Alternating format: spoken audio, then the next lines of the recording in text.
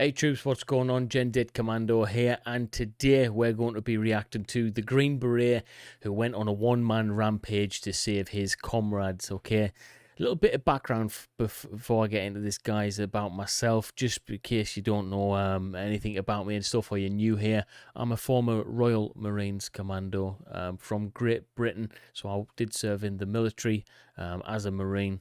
And yeah, I know a thing or two about history, but I'm always wanting to learn more, especially about military history. And here's my reaction to this one. I've heard a lot about this guy. Apparently, he was a real beast. So yeah, I'm going to pay my dues and my respects to this man through this reaction. I hope you guys enjoy it.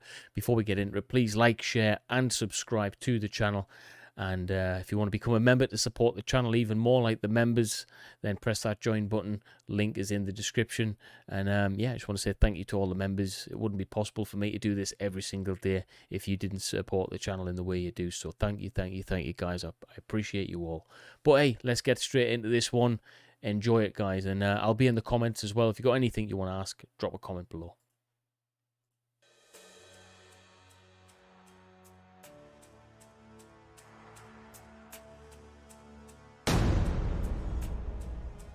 The Green Beret who went on a one-man rampage, Roy Benavidez, the Vietnam War. Roy Benavidez's life had been rough as a child. Both his parents had died. He was bullied by his classmates because of his mixed Yaqui Indian and Mexican heritage and had to leave. It's always the same with these kind of stories. You'll find that they have a similar kind of struggle in their earlier kind of lives where, you know, they've been involved in something that's been traumatic, or they've been subject to bullying. Just something, guys. There's always something like that. Like I say, when I served in the Marines, there was every Marine has a story. Okay, and that's one thing that I found quite common with us all. We've all got a story, guys. Leave school in 8th grade to help his family. At the age of 19, Benavidez joined the Army, serving in the Korean War in the Texas Army National Guard. He married Hilaria Lala Coy Benavidez in 1959 and completed airborne training, becoming assigned to the 82nd Airborne Division. In 1966, Sergeant Roy Benavidez was in hospital after stepping on a landmine. Doctors said he would never walk again. Wow, so he was injured pretty early on in his career type of thing. He wasn't messing about. He was getting involved in stuff, and he was actually injured pretty early on. Wow, okay. He had been sent to Vietnam in 1965 as an advisor for the ARVN troops there. Benavidez was carrying out a classified operation alone to gather evidence that the North Vietnamese troops were posing as Viet Cong. While he was on patrol along a narrow trail disguised as a Viet Cong guerrilla, he stepped on a landmine. Sometime later, a squad of Marines came across Benavidez. They initially thought it was a booby trap, but were surprised when they flipped him over and discovered the man in Viet Cong pajamas was Hispanic and wearing U.S. Army dog tags. He was soon evacuated to the hospital. Wow, this is crazy. He's got such a story already early on in his career, man. It's phenomenal. I like this guy already, guys. I like this guy already. In hospital in the U.S. 2 months later, Benavidez had recovered and awoke. His memories came back to him. The doctor told him he would never walk again. His spine had been damaged, and his brain had rattled in his skull. Nevertheless, Benavidez, sitting in his wheelchair, begged the doctors not to discharge him from the Army. The Army was his life. Determined, Benavidez got up from his bed night after night, dragging himself to the wall and putting weight on his legs. For weeks, he pushed through the pain, going further in distance than before, which surprised the doctors. 6 months later, with his wife Lala's support, Roy Benavidez walked out of the hospital. This shows his character, man. This shows the test of the test of his character. He's got it. He's got the strength of mind. He's got the will to succeed. He's got everything that you need to be, you know, a Green Beret. And I understand that mindset. It is a mindset. It's mind over matter. And this guy, you can tell, has got it in abundance. He was promised only a desk job at Fort Bragg, North Carolina, but determined and exercising every day, he trained vigorously and qualified for the Special Forces, also known as the Green Berets. Right, hang on a minute. So he's not only been blown up, he's told he's never going to walk. He walked out of the hospital 6 months later. He's promised a desk job. He stays in the military. He qualifies for Special Forces. I mean, come on, guys. This guy's a legend. This guy is a legend. He would be assigned to Detachment B-56, 5th Special Forces Group Airborne, 1st Special Forces. 6 hours special. in hell. Now it was 1968. Staff Sergeant Roy Benavidez, now with the code name Tango Mike Mike, was back in Vietnam and was off duty attending church, but his mind was fixed on the panicking radio chatter from the front lines. In Loc Ninh, Vietnam, near the Cambodian border, a 12-man Special Forces reconnaissance team, which included his close friends, Sergeant First Class Leroy Wright, Staff Sergeant Lloyd Frenchie Mousseau, Specialist 4 Brian O'Connor, and 9 Montagnard tribesmen who were part of the Civilian Irregular Defense Group Program, or CIDG, were surrounded by a battalion numbering 1,000 battle-hardened North Vietnamese soldiers. Right, okay. 1,000 men. Doesn't matter how good they are, who they are, where they come from. When they've got 1,000 of them with weapons, all pointing at you, how the hell are you going to get out of that? It's like the fight situation on the streets. You can be the toughest guy on the planet. If 20 people are coming towards you trying to hurt you, you're going to find it really difficult to get out of that situation unscathed, you know? This is incredible, man. I'm looking forward to hearing this. Everyone in the unit had been wounded or killed in earlier fighting, and 3 of the helicopters sent to rescue them had been unable to extract them due to heavy enemy fire. When the helicopters returned, they were riddled with bullets. One of them, the door gunner, Michael Craig, age 19, had been hit several times and died in Benavidez's arms. There was no way Benavidez was going to leave his friends out in the jungle.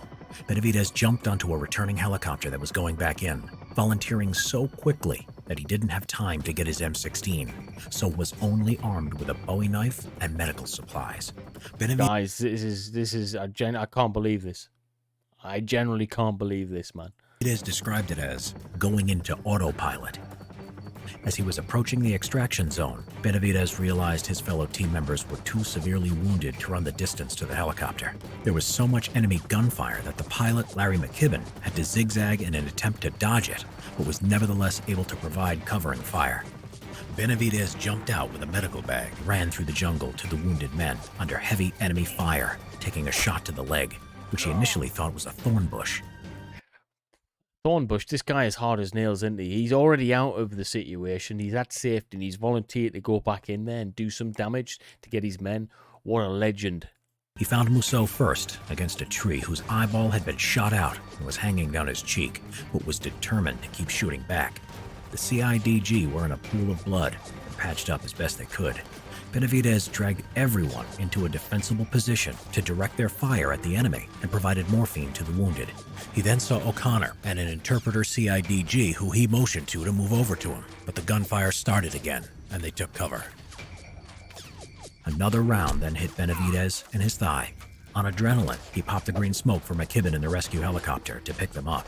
While everyone who could move got into the chopper, he suppressed the tree line with an AK-47 he had picked up to cover O'Connor and the interpreter who crawled towards the helicopter. Now, this is like something out of it's better than an action movie. This is real life. This is a guy who's a superhero. He's a natural superhero. Benavidez was looking for the team leader, Sergeant First Class Leroy Wright, who had been killed and who also had intel on him that could not get into enemy hands. Benavidez found his body and proceeded to drag him to the chopper when he was shot again, this time in the stomach, and hit in the back by shrapnel from a nearby grenade, knocking him out. When he awoke, Benavidez was forced to leave his dead friend's body. Disaster had also struck. The chopper had crashed to the ground from enemy fire.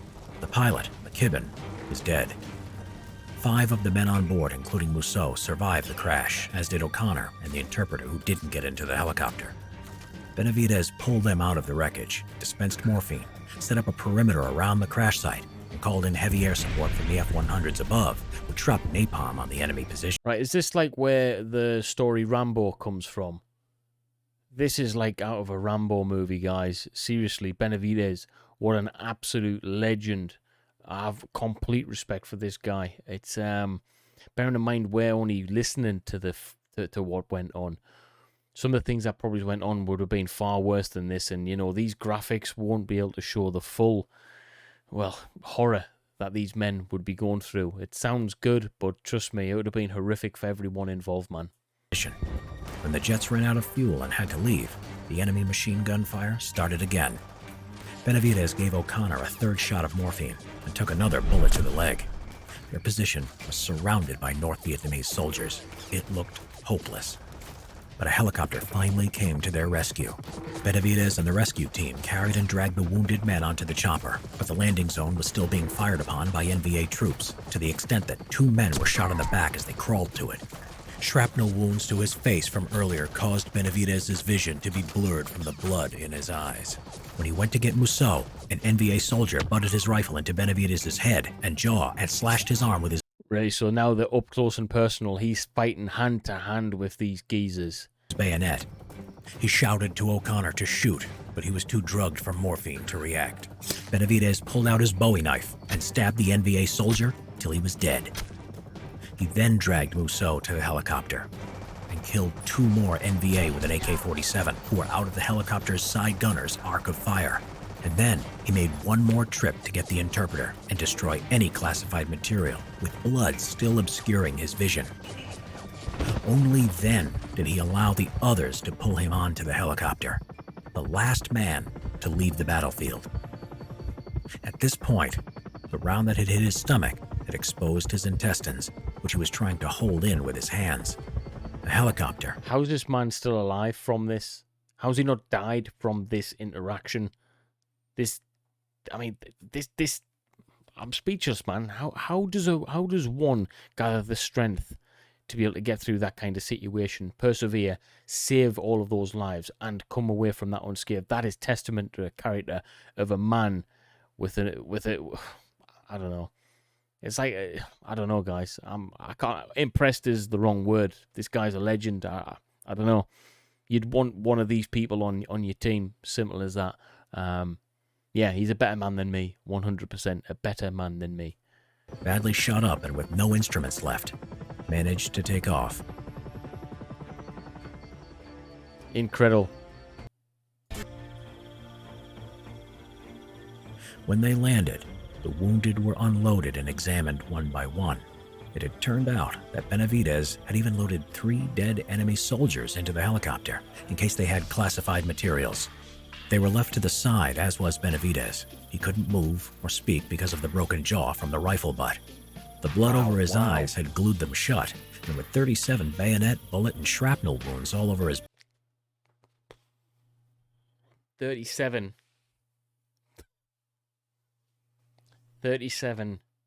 bayonet, bullet, and shrapnel wounds all over this man's body. 37, guys. I can't believe it. I can't believe it, man. body, he looked dead. Medics started placing him in a body bag and started zipping him up when a friend noticed him and said, That's Roy Benavidez." The doctor said there was nothing that could be done, but Benavidez mustered his last bit of energy and spat in the doctor's face, causing the doctor to say, "I think he'll make it." I think he'll make it. What, off the spit? Yeah, right, mate. Come on. What do you reckon, guys? You reckon that bit's made up? Let me know in the comments what you think about this legend. He was flown to Japan for intensive surgery, then Brooke Army Medical Center, Fort Sam Houston, where he stayed for almost a year. Roy Benavidez had survived 6 hours in hell and saved 8 lives. Benavidez's commander had put him in for the Distinguished Service Cross because the process for awarding a Medal of Honor would take much longer, and he was unsure if Benavidez would live or die before he could have received it. Finally, on February 24, 1981, President Ronald Reagan would present Roy Benavidez the Medal of Honor. Reagan said, if the story... You know something, guys? Hands up. This is real talk now. The level of love and respect I have for these Medal of Honor recipients, you know, or the Victoria Cross in the United Kingdom, it gets me emotional thinking about it, man, because these things, normally they're earned by people dying. Normally the people who've earned it have died. You know, right? These things, the fact that he's still alive is amazing. Fantastic, man. Of his heroism were a movie script, you would not believe it. Benavidez said of his actions, "The real heroes are the ones who gave their lives for their country. I don't like to be called a hero. I just did what I was trained to do. Wow. Wow. What a beautiful man. What a beautiful man. The true heroes are the ones that died. Man, this guy's a brother. Master Sergeant Roy Benavidez died on November 29, 1998, at the age of 63. Legend.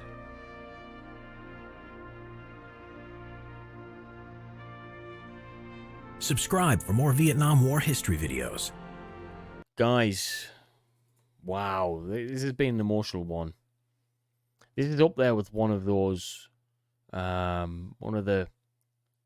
reactions that I'll not forget. All right, there's some reactions that we do and you put them out, you remember bits, but this one I'll never forget. This reaction, this is unbelievable. I love this. I love that man. What a legend. I'm sure you guys in America are proud of him as well. You should be proud of this bloke. Yeah, I'm proud of him. Guys, I'm going to leave you on that note. Make sure you like, share, and subscribe. And have a wonderful day. This guy is a legend.